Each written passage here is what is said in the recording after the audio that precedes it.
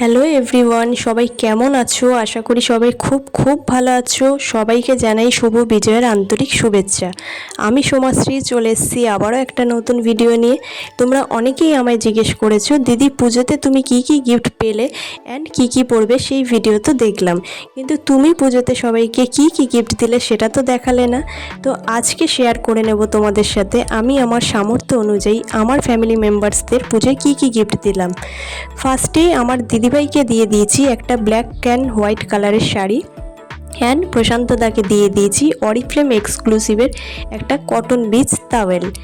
Next হচ্ছে আমার মাকে দিয়ে দিয়েছি একটা গ্রিন অ্যান্ড পিঙ্ক কালারের শাড়ি, আর বাবাকে দিয়ে দিয়েছি হোয়াইট কালারের একটা চেক হাফ স্লিভ শার্ট। আর থার্ড আমার মেজো পিসিকে দিয়ে দিয়েছি বাজাজের 3 সেট মিক্সার গ্রাইন্ডার। তো এই ছিল আজকের ভিডিও। তো ভিডিওটা ভালো লাগলে অবশ্যই লাইক, কমেন্ট, শেয়ার করতে কিন্তু ভুলো না।